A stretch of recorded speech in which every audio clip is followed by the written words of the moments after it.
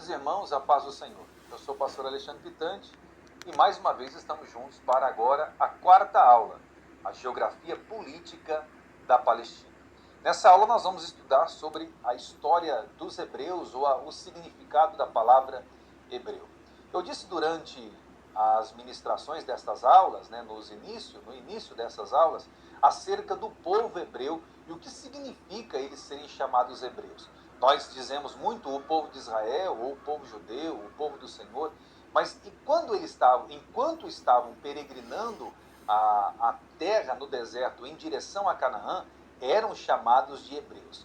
Eles não podem ser chamados de hebreus, aliás, de judeus, enquanto peregrinavam, porque não havia uma confederação, eles não eram uma nação ainda, não havia terra. Para ser nação, eles precisariam de suas terras já estabelecidas, precisariam já de sua localidade já fixada, para então ser considerado uma nação. Eles são chamados de israelitas por conta do nome de Jacó, Israel, mas também são chamados de judeus por conta de Judá, o reino do sul, da onde veio Jesus Cristo, porque Jesus veio da linhagem de Davi e só uma dinastia esteve no reino do sul. Mas nós vamos falar um pouquinho sobre a história dos hebreus, ou a palavra hebreu. A palavra hebreu significa de maneira literal o povo do outro lado do rio, referindo-se ao rio Eufrates, uma vez que a base de seu povoado deu-se após realizarem a travessia do rio e se fixarem na chamada terra de Canaã. A história dos hebreus tem início em aproximadamente 2000 anos antes de Cristo. Em seu registro histórico se baseia principalmente em relatos bíblicos do Antigo Testamento sobre o cotidiano, os costumes e os ritos dos judeus. Da onde veio os hebreus? Da onde veio esse povo? Esse povo veio de um homem chamado Abraão. Quem foi Abraão? Abraão foi um homem que morava na terra de Ur dos Caldeus. Nesse slide, propriamente, você vê a cidade ou a região Ur dos Caldeus, a região oeste do fértil crescente ou do crescente fértil. E ele é chamado dessa terra ainda Abrão, ele é mudado o seu nome depois de um tempo, mas quando foi convocado pelo Senhor, aquela voz que ele ouviu, Abrão, Deus o chama para levá-lo a uma terra que mana leite e mel, que ele nem sabia para onde ia. Isso está registrado em Gênesis capítulo 12. Mas em Gênesis capítulo 13, a Bíblia diz que há fome na terra. E Abraão sai desse lugar e vai para o Egito. E aí você vê a rota que Abraão segue para ir em direção ao sul do Egito, para fugir da fome que estava acontecendo na sua região. É a partir de Abraão que os hebreus vêm. Abraão, você conhece a história, quando ele é convidado por Deus, ele tem 75 anos de idade. Deus promete a ele que dele faria uma grande nação. Parecia impossível, mas quem estava lhe prometendo era o Senhor dos impossíveis, o Deus cumpridor de promessas e de promessas inimagináveis. Abraão então vai para essa região para fugir da fome que estava acontecendo na sua região. Também para ir em direção à terra que o Senhor lhe falou, ele quando vai à terra do Egito, ele fica ali até passar a fome que estava acontecendo em Ur. Passada a fome, ele sobe a Berseba, fica em Berseba, se situa em Berseba e em Berseba prospera. Mas ainda assim o Senhor precisava cumprir com a sua promessa. Abraão tem a ideia de ajudar a Deus com as concubinas de Sara, com Agar, deitar-se com Agar e ter um filho dela. Na verdade, a ideia é de Sara. Vamos ter uma criança, deita-se com minha concubina, e aí sim teremos uma posteridade. Ismael não é o filho da promessa. O filho da promessa é Isaque, o filho que o Senhor prometeu a Abraão. E de Isaque vem também dois personagens que se dividem, Vem Esaú e Jacó. Jacó é o filho prometido, o filho a quem o Senhor ama. Embora não é o que nasceu primeiro, nasceu agarrado ao calcanhar de seu irmão, Jacó é o filho que o Senhor amou. E diz a Bíblia, amou o Senhor a Jacó e aborreceu a Esaú. Perceba que esses três personagens, Abraão, Isaque e Jacó, conhecido como os três ícones de Deus, ou os três patriarcas, melhor dizendo, E esta palavra, as 3 patriarcas, porque eles que são o pai de toda a nação dos hebreus, a nação de Israel. E muito embora tivessem poucos filhos, Abraão e Isaac, Jacó segue na contramão dos dois. Jacó agora tem 12 filhos, ele tem 2 esposas e 2 concubinas. Ele tem filhos com as 2 mulheres e tem filhos com as 2 concubinas. Jacó sai das terras de Isaac, das terras de seu pai, fugindo de Esaú, por ter lhe roubado a primogenitura, vai para as terras de Labão e lá se casa com Lia e também se casa com Raquel, as 2 filhas de Labão. Com essas mulheres ele tem filhos e com suas concubinas ele tem filhos. Ele cresce, ele prospera, o Senhor o engrandece. 20 anos depois de voltar das terras de Labão, Jacó agora tem 12 filhos e mais uma filha, que nasce depois que ele sai da terra de Labão. Perceba então que a família de Jacó é uma família muito grande, e é na família de Jacó que Deus levanta um moço chamado José. José é um personagem muito importante para essa história, a história dos hebreus. E por que é um personagem importante? Porque agora começa um tempo de escravidão, a partir do personagem José. José desce ao Egito, depois de ter sido vendido pelos irmãos, da venda aos ismaelitas, ele vai para a casa de Potifar, o Potifar compra como um escravo, ele começa trabalhando como um escravo, termina trabalhando como um mordomo, mas depois de mordomo ele é preso por um ato que ele não cometeu. Da prisão ele vai parar no palácio para interpretar um sonho de Faraó. Ele interpreta o sonho, diz a Faraó que Faraó precisava arrumar alguém muito inteligente, sábio para administrar o seu reino no período da escassez, porque administrar no período da bonança qualquer um faria, mas administrar o seu reino no período da escassez, quando a fome chegasse, mas que ele tinha que ajuntar nos celeiros e juntar muito cereal durante o período da bonança. O Faraó olha para José e diz assim: e esse não pode ser você em quem habita o Espírito de Deus? José é escolhido então para ser a primeira pessoa abaixo de Faraó. Ele é colocado como governador do Egito. E é aqui, como José é governador do Egito, que vai começar um período muito interessante, o tempo de escravidão. E por que começa aqui? Porque o povo, a família de José, que morava nas regiões de Canaã, aproximadamente 70 pessoas, com esta escassez, vai para a única localidade que tinha comida, o Egito. Desce para o Egito para comprar comida. José percebe, os reconheceram, viu que era sua família. Você sabe a história que está em Gênesis a partir dos capítulos 48. Você vê José trazendo a família para perto dele, e aí fica toda a família de Jacó, os seus irmãos, mais de 70 almas vão para o Egito. Porém, esse faraó que deu o cargo a José, ele morre. E depois que ele morre, diz a Bíblia que o faraó que é colocado no trono começa agora a escravizar o povo hebreu, a colocá-los para fazer tijolos, e eles ficam durante um período de 400 anos aproximadamente no Egito, trabalhando para Faraó, carregando cargas e fabricando tijolos para Faraó. Mas 400 anos depois, a Bíblia diz em Êxodo capítulo 3, que o povo começa a clamar, e diz o texto: e o Senhor ouviu o clamor do povo. E quando a Bíblia diz que Deus ouve o clamor do povo, Deus desce à terra para falar com Moisés. Moisés é outro personagem também na história do povo hebreu, é o personagem que Deus usa para libertá-los das garras de Faraó e levá-los à terra prometida. Você conhece, sabe como a história aconteceu. Eles saíram do Egito depois de 10 pragas, depois de mão forte e braço estendido do Senhor para tirá-los do Egito e irem em direção a Canaã.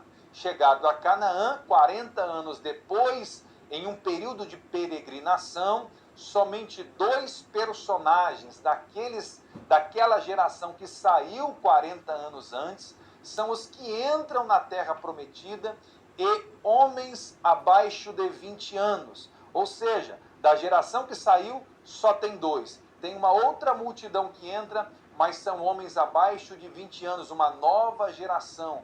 Deus levantou uma nova geração para entrar na terra prometida. Quando entraram na terra prometida, eles tinham a responsabilidade que Deus já havia dito de dividir as terras pelas tribos. Lembrando o que eu já disse, as 12 tribos no que tange a divisão das terras não incluem a tribo de Levi e nem a tribo de José. Quem assume o direito de herdade é a tribo de Manassés e a tribo de Efraim, que são os 2 filhos de José que assumiram o direito de herdade nessa região, nas terras de Canaã. Então você vê aí nesse slide como ficou a divisão das tribos, e aí você vê nessa cor mais mostarda e nesta cor mais vinho, que as 10 tribos elas vão compor o lado norte, né? A tribo de Israel, o lado norte, o reino de Israel, melhor dizendo. E as 2 tribos que estão na cor vinho, a 11ª e a 12ª, vão compor o lado sul do reino, o reino de Judá. Porém, é só quando o reino se divide. Vamos falar um pouquinho sobre Palestina e Jerusalém.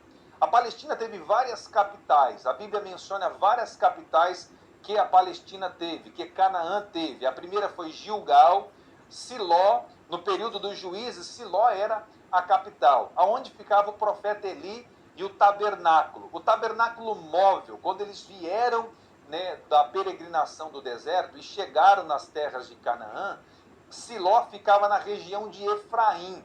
E essa localidade, essa tribo Efraim, foi a tribo escolhida para receber o tabernáculo, mais precisamente na capital, Siló, e ficar a Arca da Aliança. Então era no tabernáculo em Siló que ficava a Arca da Aliança. Só lembrando que esse tabernáculo era nos mesmos moldes que da peregrinação no deserto, ou seja, era um tabernáculo móvel, ainda construído com tecido, com madeira, com os mesmos utensílios que fora construído no período da peregrinação no Êxodo.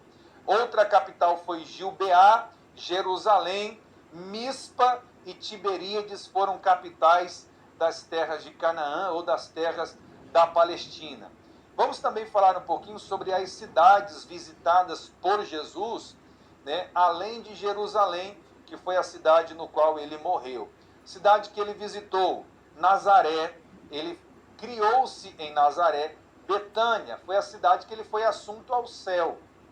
Caná da Galileia, a cidade do primeiro milagre. Sicar, Naim, a cidade da primeira ressurreição, a viúva de Naim, onde ele ressuscita o filho da viúva de Naim.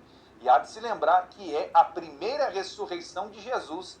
Até então, Jesus não havia feito nenhum milagre de ressurreição quando se encontra com esta mulher saindo da cidade para esse cortejo fúnebre. Cafarnaum, a cidade onde Jesus tinha uma casa e estabeleceu a sua casa no período do seu ministério. Betsaida, a cidade da multiplicação de peixes. Corazim, a cidade da repreensão de Jesus, dizendo: ó Corazim, se tivesse em ti mais credulidade. Jesus repreende a incredulidade desta cidade. Tiro e Sidom, a cidade onde ele se encontra com a mulher Cirofenícia, que era da região de Tiro e de Sidom. Cesareia de Filipe. Jericó, a cidade do cego de Jericó, da qual ele torna a dar vista para aquele homem. Betânia e Emaús. Você vê aí várias cidades aonde Jesus esteve e passou durante ao longo do seu ministério. Vamos também falar um pouquinho sobre o tempo da conquista e dos juízes, né? Quem eram os juízes e como era esse período teocrático no período dos juízes? Quando os judeus, os hebreus, chegam na terra de Canaã, estabelecem as suas cidades, estabelecem as suas terras, levantam as suas cidades, estão devidamente organizados, chega o momento dos juízes, passa Josué, entra o livro de Juízes, e é nesse momento que aparece a teocracia, ou o governo de Deus. O momento em que Deus é o governante, e aparece vários juízes que governaram o povo. Aparece juízes como Gideão, como Abdom, como Débora, Sansão, Otiniel, Jefité, Eude, Ibizan, Elon, Sangar, eram juízes da época. Esse período era um período que não havia reis, tudo era realizado por meio dos juízes, né? Eles davam as diretrizes, eles governavam. É claro que a governança dos juízes era uma governança destinada por Deus. Deus dava a orientação por meio desses homens, que a grande maioria deles também exercia o ministério sacerdotal. Samuel era um juiz, mas também era profeta e também era sacerdote. Foi no período de Samuel, o último juiz, que o povo pediu um rei para si. E aí eles saem da teocracia para a monarquia. E esse período da monarquia só aconteceu durante 3 reis. Depois de 3 reis, o reino dividiu-se. Aliás, esse período da monarquia no Reino Unido, né? Porque após o reino ter sido dividido, a monarquia continua, porém com o reino dividido, Reino do Norte e Reino do Sul. Acompanhe para você ver dentro desse quadro uma cronologia para você entender mais ou menos o que acontece. Em 2000 aparece Abraão, em 1500 o Êxodo, 1500, 1540, 1550, em 1400 a 1450 a.C., Josué, a conquista de Canaã, e aí vem o período dos juízes, onde o povo era governado dentro deste modelo de governo da teocracia. E aí vem o primeiro rei Saul, o segundo rei Davi e o terceiro rei Salomão, dentro ainda do Reino Unido, né? Dentro desse Reino Unido teve os reis de Israel. Aí veio o período da monarquia. Eles saem da teocracia e entram na monarquia com Saul, o primeiro rei. O rei que o povo pediu, o rei que o povo aclamou para si. Não propriamente escolheu Saul, eles queriam um rei. Diz o texto que quem manda chamar, manda ungir Saul é o próprio Deus. Deus pede para Samuel ungir a Saul. Mas é o povo que queria um rei. Escolheram Saul e o reino foi, durante esse período de 3 reis, um só: Saul, Davi e Salomão. Mas após a morte de Salomão, há um entrevero entre 2 filhos de Salomão e o reino se divide. E das 12 tribos, 10 ficam para o lado norte e 2 ficam para o lado sul. 10 estão com o reino do norte, Israel com a capital Samaria, e 2 estão para o reino do sul com a capital Jerusalém. 9 diferentes dinastias, preste atenção nisso, 9 diferentes dinastias foram escolhidas para serem reis em Israel. E de todos os reis, todos os reis foram ímpios. 19 reis ao todo, e durou cerca de 240 anos. O reino caiu em 722 a.C., levados pelos assírios por Salmaneser, cativos nesse exílio assírico que sofreu o reino do norte. O reino de Judá só tinha uma dinastia, a dinastia de Davi, da onde saiu Jesus. Durou 359 anos. Quando o reino caiu? O reino caiu em 587 a.C., quando Nebuzaradã, o general do exército da Babilônia, de Nabucodonosor, invade Jerusalém, destrói Jerusalém, leva o primeiro a primeira leva de cativos para a Babilônia, e eles ficam exilados durante 70 anos no período babilônico, nesse exílio babilônico. Então, o exílio assírico aconteceu no ano 722 a.C., e o exílio babilônico aconteceu no ano 587 a.C. Aqui na Síria, o Reino do Norte, Salmaneser é um instrumento para subjugar o povo do Reino do Norte.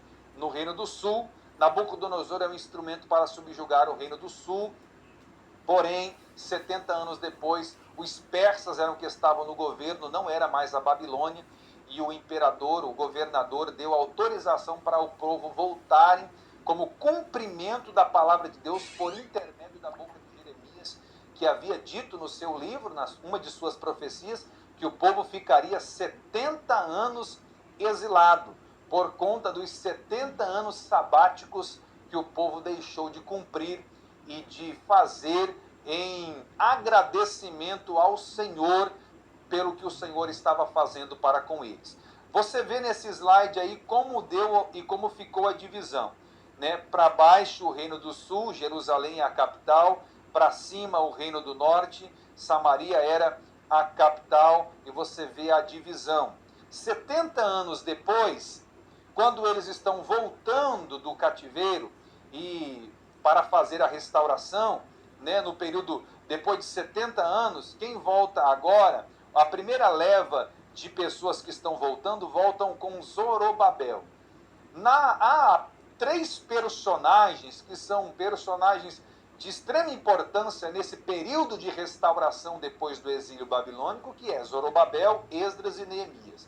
Zorobabel é responsável pela reconstrução do templo, Esdras pela reconstrução do culto e Neemias pela reconstrução dos muros e também da cidade de Jerusalém. A primeira leva volta com Zorobabel, isso está registrado em Esdras, você vê aí as referências bíblicas, no ano 536. A segunda leva, o segundo retorno, liderado por Esdras, acontece em 455, e o terceiro retorno, 10 anos depois, acontece em 445 anos antes de Cristo, com o líder Neemias. Então, três levas, três grupos de pessoas regressam do exílio babilônico. O primeiro grupo volta com Zorobabel, o segundo grupo volta com Esdras e o terceiro grupo volta com Neemias. E os três líderes desse pessoal que regressa do exílio são líderes importantíssimos na restauração, tanto espiritual quanto física,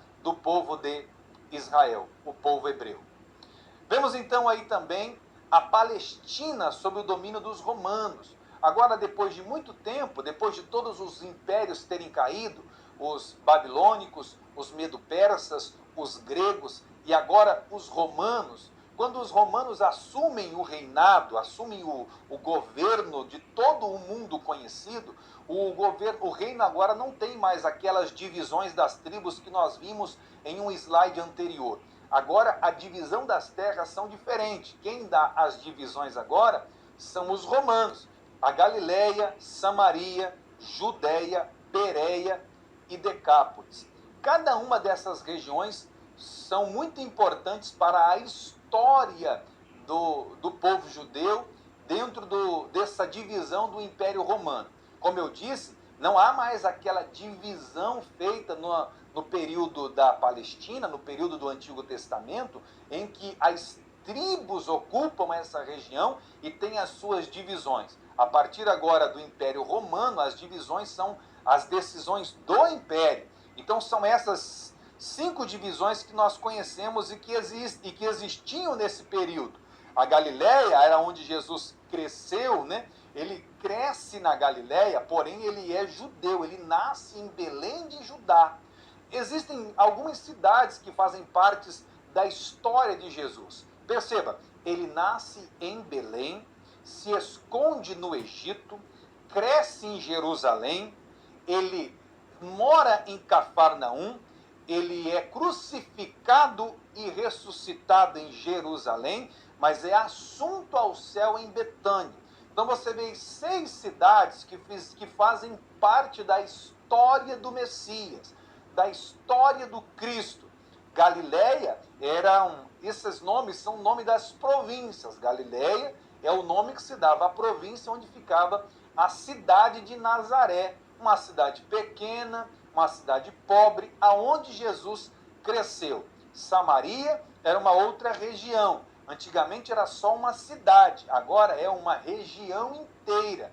Os samaritanos. Judéia, outra região, Pérea e também Decápolis. Decápolis é uma região por conta de um ajuntamento de 10 cidades. As cidades eram Ipos, Damasco, Rafaná, Canatá, Dion, Gadara ou Gesara, dependendo da tradução bíblica, Sitiópolis, Pela, Filadélfia e Gerasa. Então você vê aí várias cidades, ou seja, 10 cidades que compõem a região de Decápolis, a região desta província chamada Decápolis. Mas precisamos também analisar essa linha de tempo, né, dentro desta cronologia da Palestina. Eu vou mencionar alguns importantes acontecimentos, dentre vários acontecimentos que o nosso livro registra.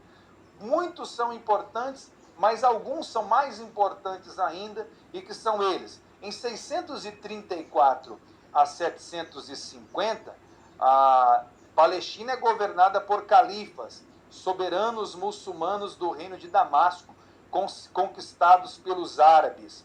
Em 1095 a 1187 é o período das cruzadas, né? Nós aprendemos isso na história da igreja, onde os cruzados vão em direção à Terra Santa, à terra de Jerusalém, reconquistar Jerusalém da mão dos muçulmanos. Em 1517 a 1914, a Palestina faz parte do Império Otomano, estabelecido pelo sultão Selim I.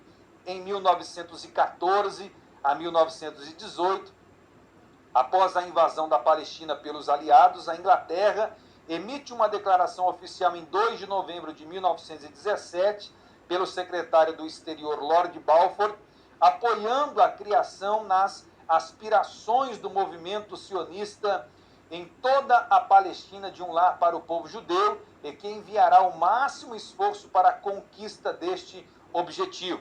De 1918 a 48, por delegação da Liga das Nações, a Inglaterra assume em 1922 o mandato da Palestina, cujo conteúdo responsabiliza a potência mandatária por colocar o país em condições políticas, administrativas e econômicas que garantam a instalação do lar nacional judeu e o desenvolvimento das instituições autônomas. Ou seja, nesse período de 18 a 48, a Inglaterra assume para preparar a nação, porque já era uma intenção das Nações Unidas de devolver esta região aos judeus para voltarem a ser uma nação.